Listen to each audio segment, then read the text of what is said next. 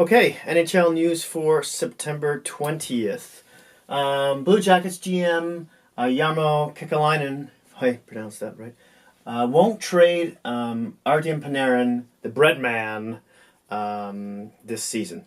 So, as you all know, Panarin's going to become a UFA at the end of the season. So the GM's is taking a big risk here by trying to sign him, after the season ends. We'll see how that goes, because Panarin's group has already said that they will not negotiate during the season, and the same goes for Bobrovsky, which we don't have any new news on, but he didn't. But the Kekalainen didn't say anything in particular about him, but he's in the same boat. We'll see how that works out. Domi used to have a hearing for the Ekblad punch. We literally got news on an update on that just now, and Domi has just received a suspension for the rest of the preseason games, which is about 5 games.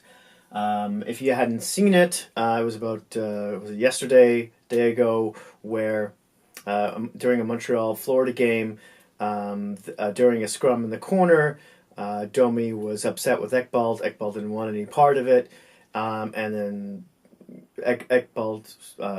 Domi just sort of punched an unsuspecting Ekblad in the face. Everyone's calling it a sucker punch, including Roberto Luongo, who called it gutless, and it won't be forgotten. So mark that game on your calendar, Florida and Montreal fans. It should be a good one. I just heard a comment by Nick Kypreos this morning saying that during the whole game, Ekblad had slashed Domi a couple times and it wasn't called. And during the exchange, it was very clear Domi wanted to fight him, and so it's not like it was a complete sucker punch that came out of nowhere. I'll watch it. I'll let you decide. I think it was a bad decision on Domi's part. Ekblad clearly did not want to engage him. Domi would have had to known something like that was going to happen. Maybe he thought he's sending a message. I just don't think it's the right way to start your first game as a Montreal Canadian. In any case, Tyler Ennis scored 2 goals for the Maple Leafs in a preseason game, in the second preseason game against the Ottawa Senators, in which they also won 4-1, and he looked pretty good. Fast, good hands. One could argue anyone would look good alongside Matthew and Marleau on the first line, but I'm sure not good enough that William Nylander is sitting back at home, shaking in his boots, worrying about his job. But it makes you wonder where they're going to put Tyler Ennis once Nylander comes back, because one would think he's on the fourth line, but Andreas Johnsson is in that spot. And one would think that Andreas Johnsson would be on the third line next to Nazem Kadri, where Josh Leivo is right now. So does Ennis take over Leivo's spot or not? What happens to Leivo? We'll see. I know Babcock was saying that he wasn't. He felt Kapanen and Johnsson needed to add an extra step to their game. It wasn't intense enough. I don't see them, either of those two players, not starting the season at all. But we'll see what happens with Ennis and Leivo and where they end up in the lineup.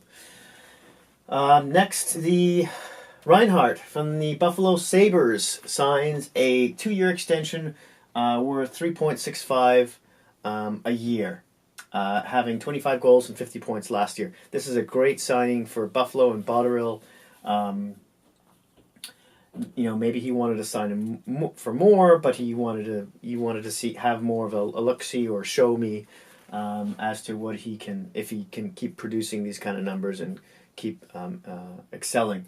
So I think that's a really sweet deal. I think Kyle Dubas, the Toronto Maple Leafs GM, is looking at this and saying, I know that he wanted to sign Nylander to a longer deal, but if Nylander's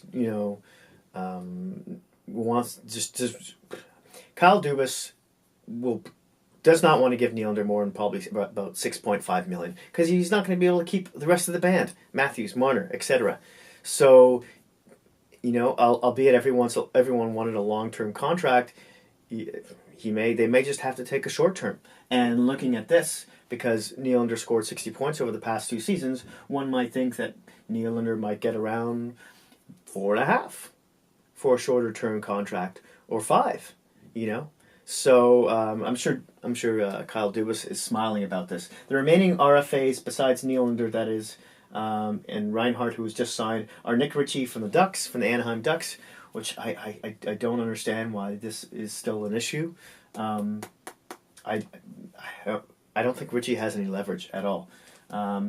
Miles Wood from the New Jersey Devils, and Shea Theodore from the Vegas Golden Knights.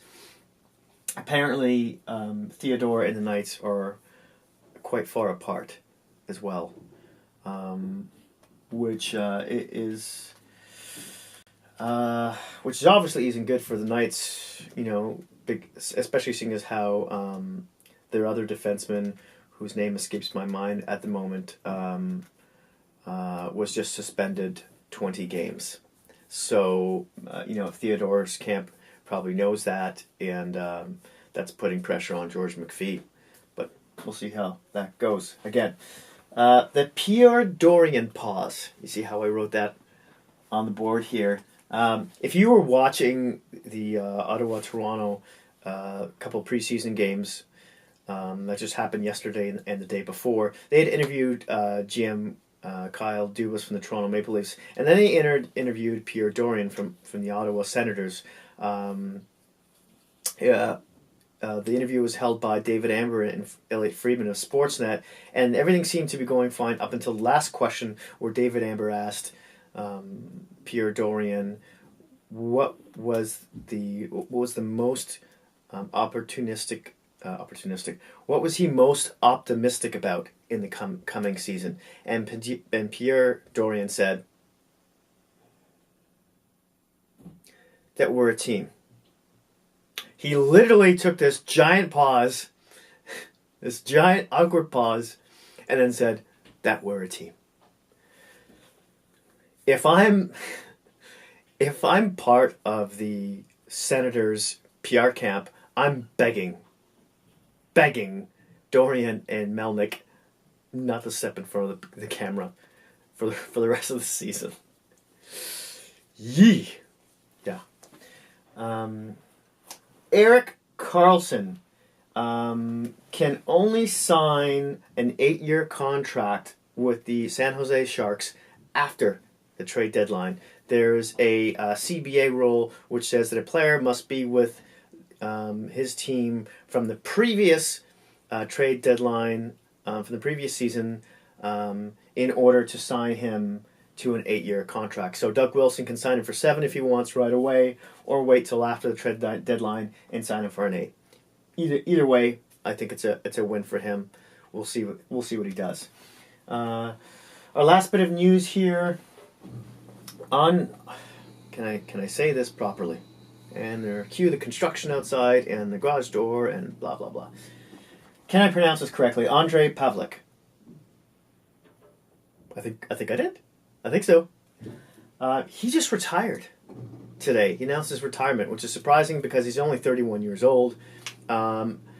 He spent most of his career with the Winnipeg Jets, but he spent this last season with the New York Rangers. Had a .910 save percentage, backing up Henrik Lundqvist in 19 games. It's a bit perplexing. I mean, .910 save percentage isn't good.